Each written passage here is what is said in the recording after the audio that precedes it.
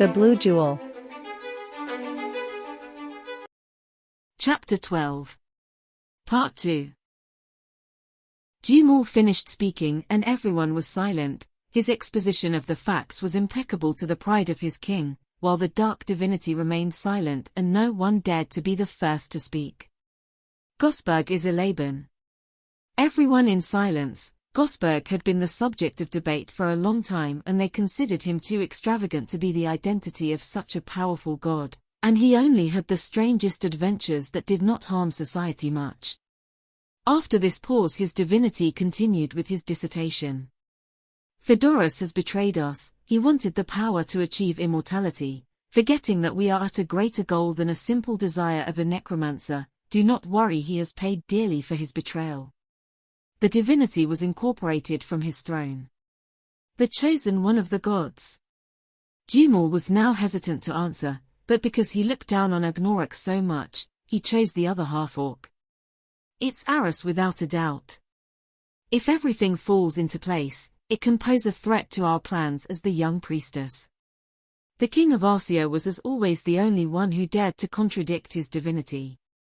For 25 years we will not find another conjunction to use the full potential of jewelry.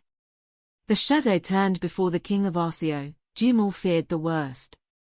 It is much better, we will have plenty of time to weave a trap that will finish with Laban, his priestess and the chosen one, but we have to weave it with great care, without haste but without pause, that little by little they are introduced inside it and at the right time. What about jewelry? Will we have to put them back together? That will be a more than considerable setback. The first time it took us more than 3,000 years to find them. His divinity smiled complacently. Mortals, always with urgency, but he had to calm the spirits of his devoted followers with shocking news. This time it won't take that long. Since we will only have to worry about recovering 2 jewels. Everyone in the room was shocked, but they were used to being surprised by their dark divinity. He had never failed them at any time. Knights, I present to you the replacement of the vacancy left by Phoedorus. He has been at our service for quite some time, but now I think it is time for him to join this society in a more protagonist way. Especially when he has proven his fidelity to our cause. Before them the great magician Ferdinand de Bussy appeared smiling. It is an honor to serve your divinity and this sacred society. Agnoruk requested a meeting with Deboke, the former mercenary waiting for the request for a salary increase. Something normal for mercenaries after their first important mission, but what he was going to hear would leave him stunned. I want to leave the company. Deboke didn't react immediately, he remained silent, staring at the half-orc before speaking. That cannot be at the moment. You have a contract signed for 5 years and you have not even completed 2 years within our company. He was not willing to lose such a good warrior without some resistance.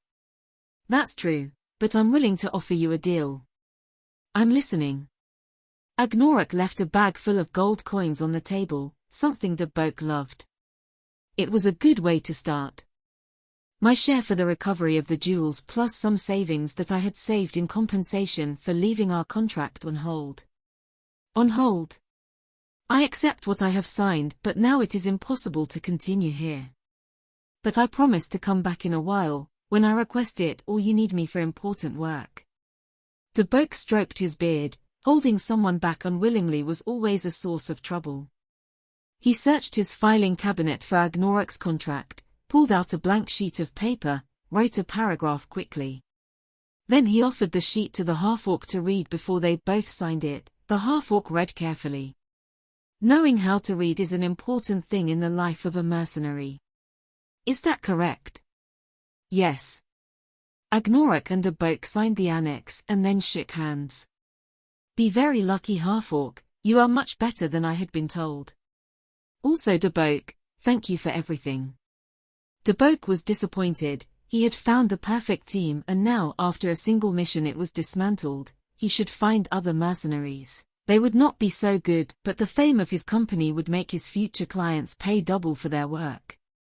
The barracks were silent, Agnoruk slowly descending the stairs with his backpack loaded and his sword slung behind him. He had left the company uniform in his chambers. He was dressed in his grimy, worn-out black clothes.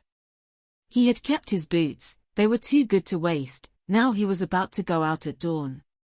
He couldn't help but remember that morning at the CD Inn, and since he had refused to go out the door to help that prostitute, because of that decision he was here, but now he would go out the door, nothing would stop him. The half-orc was slowly advancing, savoring the moment. Staying would be leading a comfortable life full of fame and gold, but seeing Arian every day with Aris was something she couldn't stand, so it was better to leave. Agnoruk was not sure if he could control his feelings that could also turn against him with jealousy, hatred, envy. Better to take a distance, besides that the hell it couldn't be worse than the last time when he had ended up condemned to death. With these pleasant thoughts he slowly descended the stairs, until he noticed the sound of a door opening and a little accelerated footsteps advancing towards him. Agnoruk didn't want to look back, he didn't want to. Agnoruk! It was Arian's voice. The half-orc stopped in his tracks but did not turn his head. Agnoruk, you are leaving without saying goodbye. Please don't go. Stay here with us. Agnoruk's intuition is that he shouldn't stop, but he didn't turn. There was Arian with his eyes full of tears. I must go, believe me, it is the best thing for everyone. No. Agnoruk came over and wiped away the young woman's tears with one finger. No.